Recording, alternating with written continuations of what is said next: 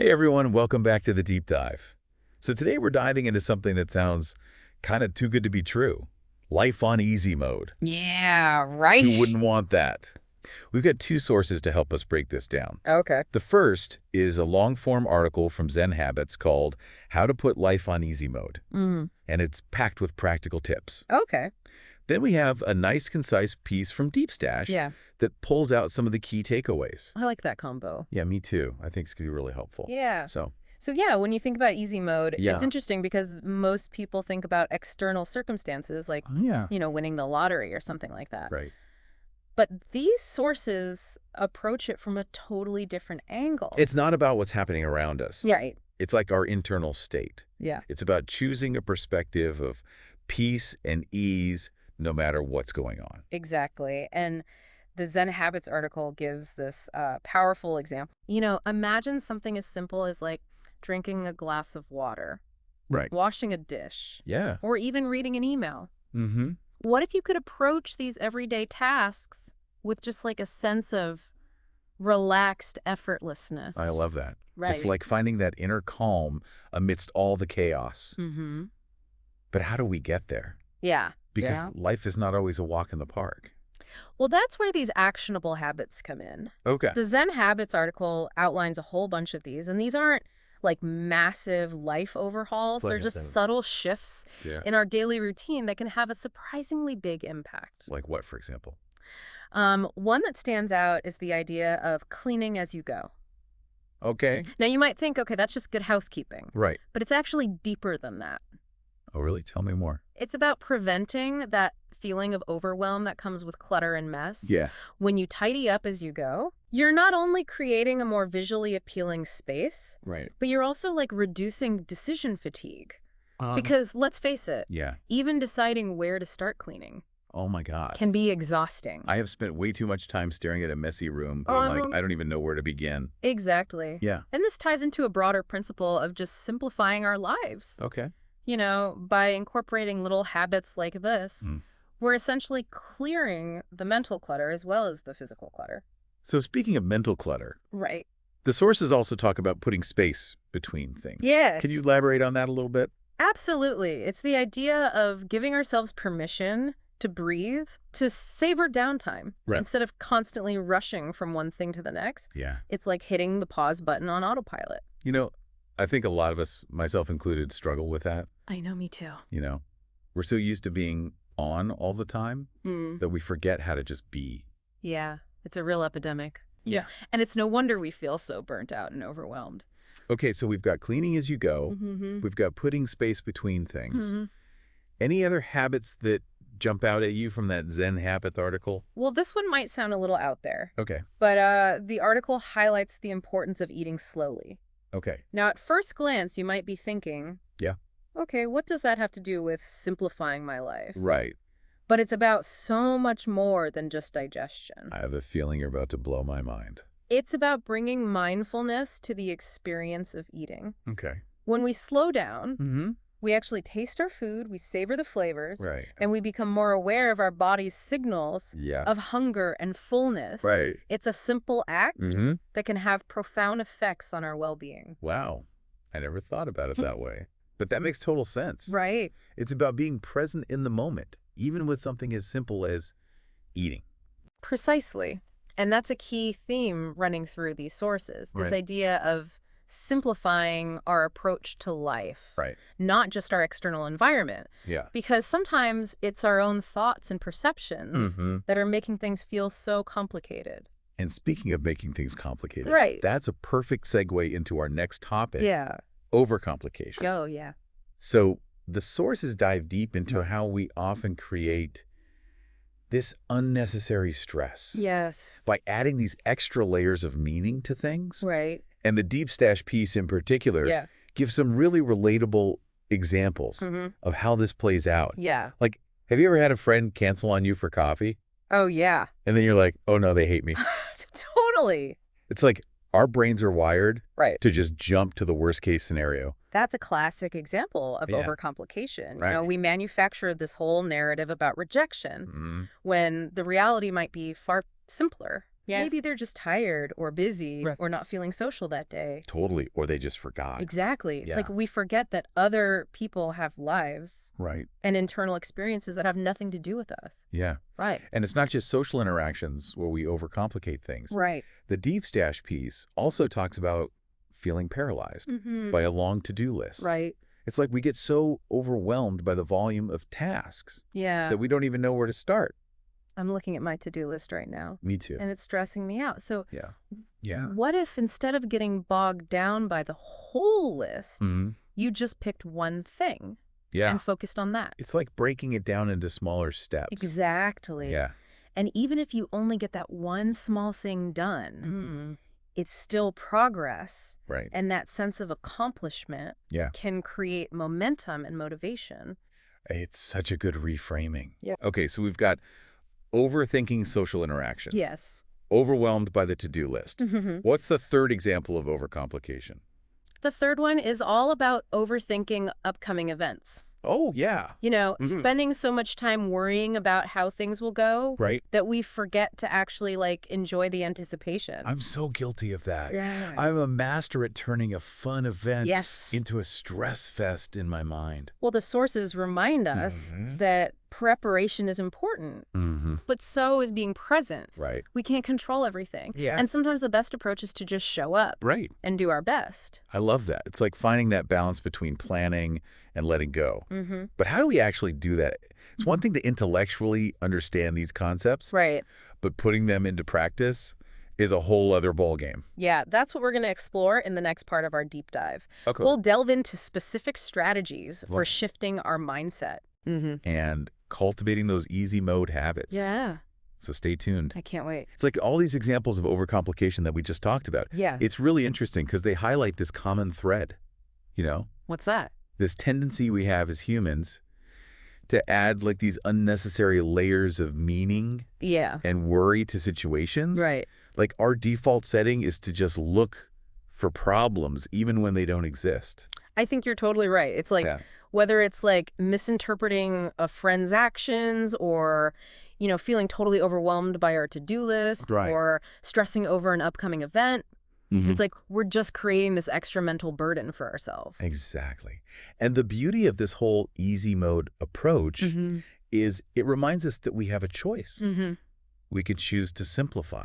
Okay, so how do we actually do that? Right. Because it's one thing to say like, oh, just don't overcomplicate things. Right. But to actually like break free from those thought patterns, it feels like a whole other challenge. Yeah. It's a practice. The Zen Habits article really emphasizes that. Yeah. It's about becoming more aware of those moments when we're spiraling into overcomplication and consciously choosing to shift our perspective. So it's like catching ourselves in the act. Exactly. Yeah. And the deep stash piece touches on a really interesting point here, which is this connection between simplifying and this concept of flow. Oh, flow state. Okay. Have you heard of that? I've heard of it, but I'm not sure I totally understand it. Okay, yeah. So flow is basically that state of effortless focus and engagement. Okay. Where you're completely absorbed in what you're doing. Yeah. And time kind of seems to melt away. Okay. It's that feeling of being in the zone. Oh, yeah. I totally know that feeling. Right. It's like when I'm writing and the words are just like pouring out of me. Exactly. And what the sources are suggesting is when we simplify our lives and we remove those mental distractions, we actually create the conditions for flow to occur more naturally. It's like we're clearing away the obstacles to get into that groove. Precisely. Yeah. And when we're in flow, we're not only more productive, but we're also more engaged and fulfilled. So it's like a win-win. It is a win-win. We get more done and we enjoy it more. Exactly. And that's really like the essence of this whole life on easy mode thing, you know? It's not about avoiding effort altogether. Right. It's more about choosing where to focus our energy. I like that it's not about being lazy. Right. It's about being strategic. Yes. With our energy. That leads us back to the practical side of things. Okay. What are some concrete steps we can take to start incorporating this into our lives? Well, the Zen Habits article gives us a whole toolkit of habits and strategies for simplifying. It does. But I'm curious, like from your perspective, are there any that stand out to you as like particularly effective? You know, one that really resonated with me is this idea of doing things as simply as possible. It's about like cutting through the noise and just getting to the heart of the matter. Can you give an example of what that looks like? Yeah, sure. Let's say you're planning a trip. Okay. It's easy to get caught up in all the details. Oh my gosh, yes. Like researching every possible destination. Yes. Reading endless reviews. Trying to find the absolute perfect hotel. I get so paralyzed by all the choices. Right, and that's where this principle of simplicity comes in. So instead of trying to optimize every single aspect of the trip, what if you just focused on the essentials? Okay. What are the key things that are important to you? Right. Maybe it's finding a place with beautiful scenery or good food. Or maybe it's just about spending quality time with your loved ones. It's like getting clear on our priorities and then letting go of the need for everything to be perfect. Exactly. And this principle can be applied to so many areas of life, Right. whether it's planning a project at work or making a decision about what to eat for dinner, or even just organizing your closet. It's about stripping away that unnecessary complexity and just focusing on what truly matters. Okay, so doing things as simply as possible.